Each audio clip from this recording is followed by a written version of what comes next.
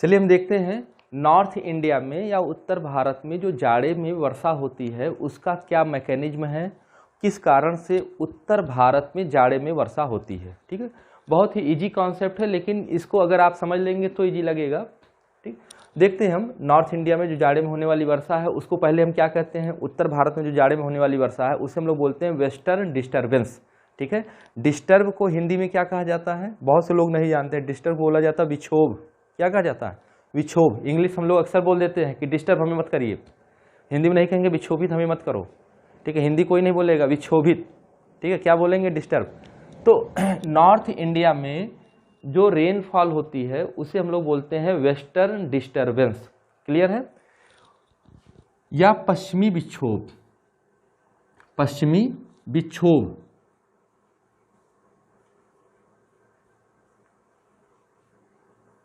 पश्चिमी विक्षोभ। उत्तर भारत में होने वाली वर्षा किस कारण से होती है? पश्चिमी विक्षोभ के कारण होती है, वेस्टर्न डिस्टर्बेंस के कारण होती है। ये वेस्टर्न डिस्टर्बेंस है क्या, आइए हम देखते हैं।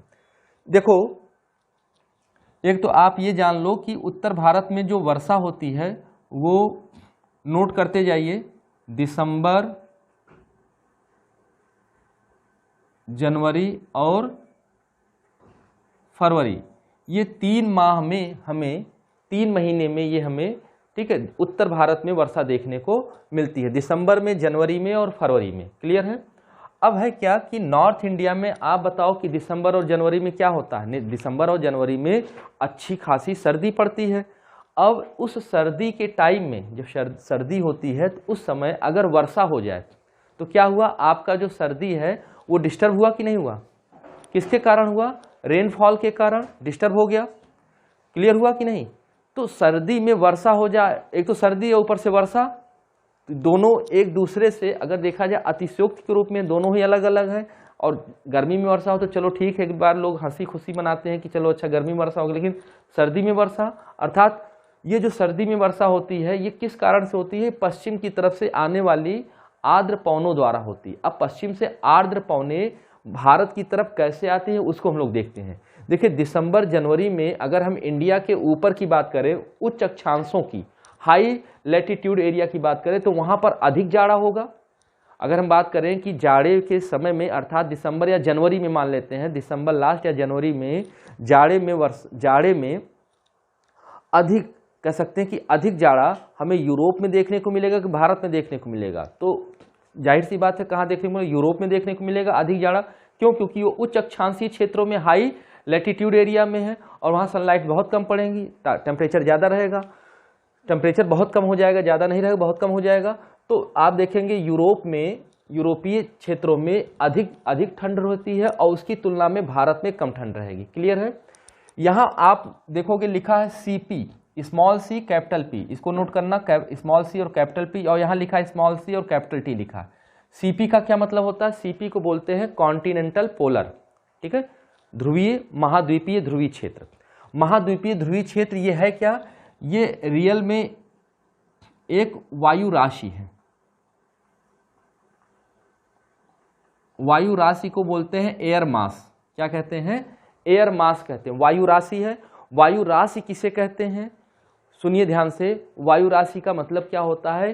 किसी भी लैंड एरिया में, किसी भी स्थलीय क्षेत्र में लंबे समय तक जब वायु का समूह, मतलब एयर क्लस्टर्स, लंबे समय तक किसी एक एरिया में स्थिर रहें तो उस लैंड की या उस स्थल की जो प्रॉपर्टी है वो एब्जॉर्ब कर लेते हैं। वह जो एयर क्लस्टर होता है, वह वायु का समूह होता है, उस लैंड की प्रॉपर्टी को वह एब्जॉर्ब कर लेता है। जैसे मान लो अगर हम कहते हैं पोलर एरिया में कोई वायु का समूह है पोलर एरिया में, तो वह वायु कैसी होगी? नो डाउट वो बहुत ठंडी होगी। अगर हम कहें सहारा के क्षेत्र में लंबे समय तक वायु है तो वहाँ की वायु का समूह कैसा होगा? नो डाउट गर्म होगा। समझ में आया? तो लंबे समय तक वायु का समूह किसी क्षेत्र में जब रहता है तो वहाँ के गुणधर्म को स्वीकार कर लेता है, एब्जॉर्ब कर लेता है। तो ऐसे वायु को समूह को एयर मास कहा जाता है या फिर वायु राशि कहा जाता है। इतना समझ में आया? तो जहाँ पर अगर हम कहें समुद्र के ऊपर और उष्णकटिबंध में जो ट्रॉपिकल एरिया है और ओशंस का एरिया है तो वहाँ की वायु कैसी होगी? तो वहाँ की वायु गर्म भी होगी और उसमें ह्यूमिडिटी भी ज़्यादा होगी, मॉइस्चर ज़्यादा होगा। क्यों? क्योंकि सागर के ऊपर का है। तो जो सागर के ऊपर का जो एयर होगा, नो डाउट सागर के जो जलवाष्प है, जो वाटर वेपर्स है, वो वायु क्या करेगी, उसको एब्जॉर्ब कर लेगी। तो वायु तो गर्म होगी लेकिन उसमें आर्द्रता भी ज़्यादा होगी। बात समझ में आई। तो पोलर एरिया में क्या होगा, पोलर एरिया की वायु ठंडी होगी, ठीक है। उसी तरह से अगर सहारा डिजर्ट, ये आप देख रहे हो अफ्रीका में सहारा डिजर्ट है, तो सहारा डिजर्ट की जो वायु है वो कैसी होगी, उष्ण होगी। उष्ण मतलब गर्म होगी, अर्थात वहाँ की जो वायु राशि है उसको हम क्या बोल देंगे, कॉन्टिनेंटल ट्रॉपिकल कह देंगे। ट्रॉपिकल का मतलब होता है गर्म क्षेत्र, उष्ण, और कहाँ है वो, कॉन्टिनेंट एरिया में है, इसीलिए कॉन्टिनेंटल ट्रॉपिकल हो गया।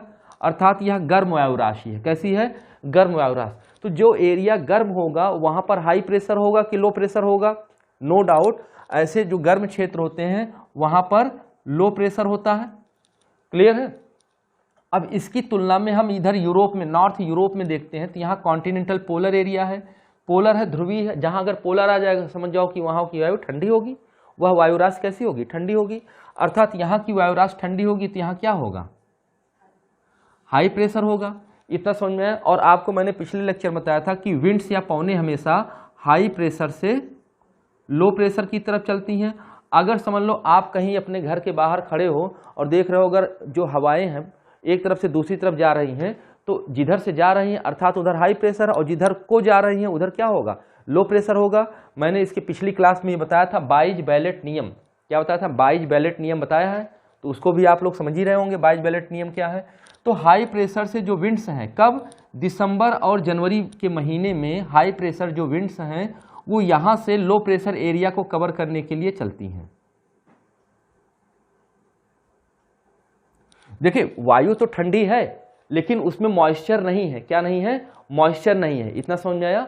तो जब ये हाई प्रेशर से लो प्रेशर की तरफ चलना शुरू करती हैं तो यहाँ पर देखो मेडिटेरियन सी पड़ रहा है, बीच में क्या पड़ रहा है, भूमध्य सागरीय क्षेत्र पड़ रहा है, मेडिटेरियन सी पड़ रहा है।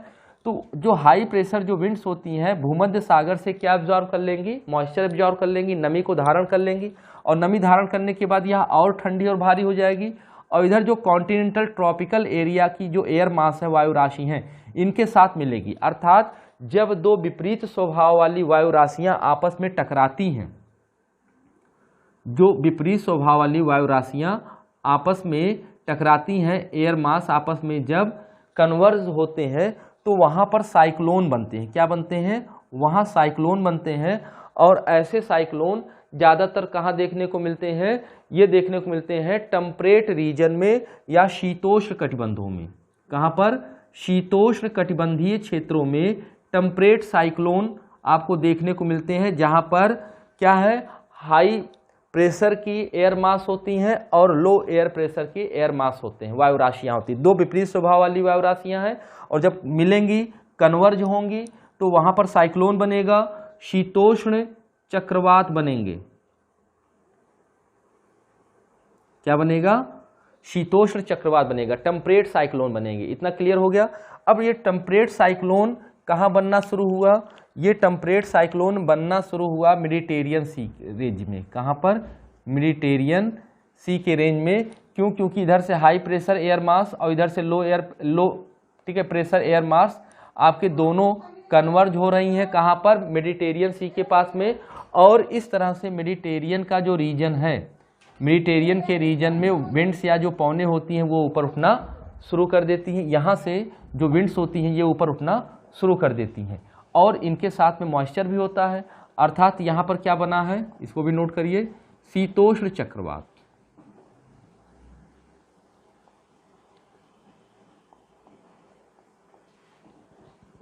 टेम्परेट साइक्लोन बन रहा है, इसको नोट कर लीजिएगा।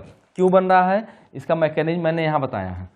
अब इस क्षेत्र में ऊंचाई पर जाने पे जेट स्ट्रीम पवनें चलती हैं। जैसे पिछली क्लास में मैंने बताया था कि जो हेडली सेल है, फेरल सेल है, ठीक है, जब ऊपर पवनें चलती हैं 8-9 किलोमीटर की ऊंचाई पर जब पवनें चलना शुरू करती हैं, जेट स्ट्रीम कहलाती है। तो यहाँ पर ऊंचाई पर ये पवनें जो ऊपर चलती हैं उनको यहाँ हम बोलते हैं,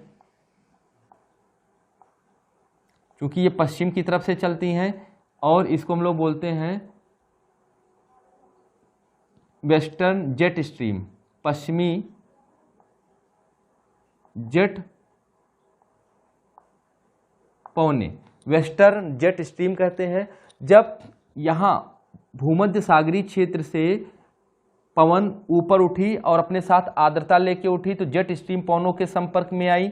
आगे आने के बाद इधर कैस्पियन सागर का जो छेद पड़ेगा, यहाँ से भी पवनें क्या करेंगी, यहाँ से भी मॉइस्चर को एब्जॉर्ब करेंगी और फिर इस तरह से अरेबियन कंट्रीज़ में रेनफॉल कराते हुए, पाकिस्तान में वर्षा कराते हुए, कब, दिसंबर जनवरी के महीने में वर्षा कराते हुए पाकिस्तान क्षेत्र होते हुए भारत में पहुँचती हैं। कहाँ पर पहुँचती हैं ये?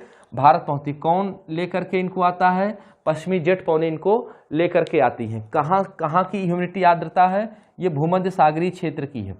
किस प्रकार इनका दोनों का कन्वर्जन हुआ, किसका जो आपने देखा लो एयर प्रेशर जो बेल्ट बन रहा है कहाँ पर? सहारा क्षेत्र में, और हाई एयर प्रेशर आपका देखने को मिल रहा है कहाँ पर? यूरोपियन कंट्रीज़ में।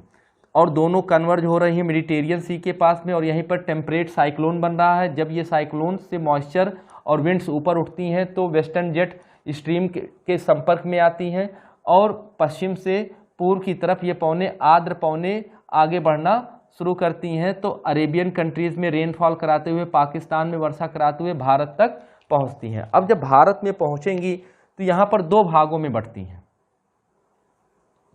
भारत में ये दो भागों में बढ़ जाती हैं।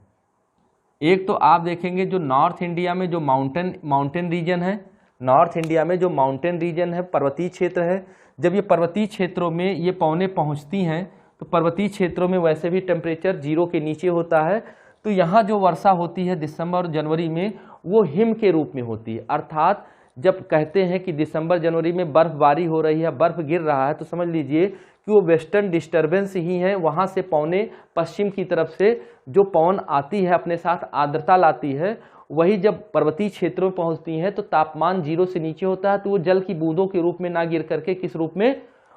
हिम के रूप में, स्नो के रूप में यहाँ पर गिरती हैं। अर्थात जम्मू कश्मीर, हिमाचल प्रदेश, उत्तराखंड, ये कुछ ऐसे राज्य हैं जहाँ पर बर्फबारी किस रूप में बर्फबारी होती है और यह जल की बूंदों के रूप में ना होकर के हिम वर्षा के रूप में होती है। इसके पश्चात पंजाब का क्षेत्र, राजस्थान का क्षेत्र, और इधर आप देखेंगे हरियाणा है, दिल्ली का क्षेत्र है, उत्तर प्रदेश है, बिहार का क्षेत्र है।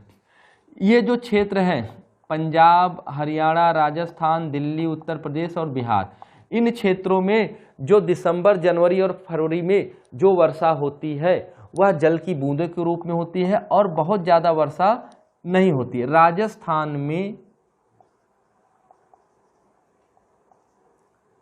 राजस्थान में ऐसी वर्षा को मावट कहा जाता है। क्या कहा जाता है? मावट कहते हैं। और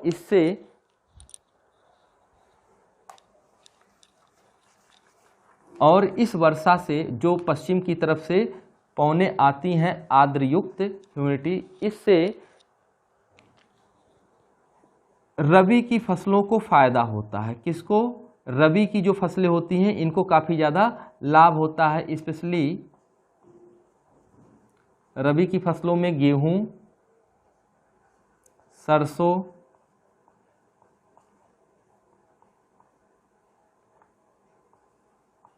चना, मटर, ये सब आते हैं। इनको क्या होता है? फायदा होता है।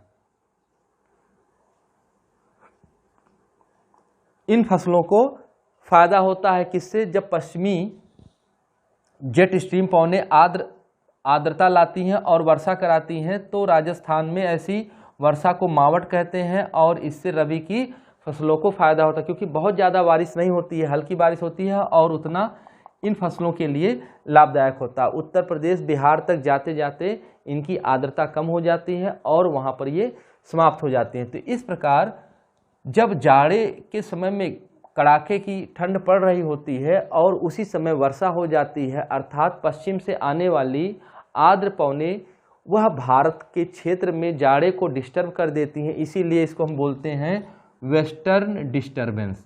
तो वेस्टर्न डिस्टर्बेंस से ठीक है फायदा भी है। किस प्रकार से यह बनती हैं यह भी हमने देखा। राजस्थान में इसको हम क्या कहते हैं? मावट कहते हैं, यह भी आपने देखा। और यह दो रूपों में वर्षा कराती है, एक तो पर्वतीय क्षेत्रों में और दूसरा भारत के मैदानी क्षेत्रों में। पर्वतीय क्षेत्रों में जो वर्षा होती है इस वर्षा को, पर्वतीय क्षेत्रों में होने वाली वर्षा को क्या कहा जाता है? वहाँ पर इसे हिम वर्षा कहते हैं। स्नोफॉल के रूप में जानी जाती है। और वहीं राजस्थान, पंजाब, उत्तर प्रदेश, हरियाणा, बिहार में यह जल की बूंदों के रूप में वर्षा देखने को मिलती है। इतना क्लियर हो गया। तो इस पे भी अक्सर प्रश्न पूछे जाते हैं, उत्तर भारत में जो वर्षा होती है उसे किस नाम से जाना जाता है। कई बार पूछा गया उत्तर भारत में होने वाली वर्षा को क्या बोलते हैं, तो टेम्परेट साइक्लोन रेनफॉल भी कहते हैं। अगर वेस्टर्न डिस्टर्बेंस नहीं देता है तो शीतोष्ण चक्रवाती वर्षा आप लगाओगे। क्या लगाओगे, टेम्परेट साइक्लोन रेनफॉल भी आप लगाओगे। क्लियर है इतना। तो इसको आप बना लीजिए, इसे नोट कर लीजिए, बहुत ही इंपॉर्टेंट टॉपिक है ये। यहाँ से भी अक्सर आपके पेपर में क्वेश्चंस आते रहते हैं। क्लियर है।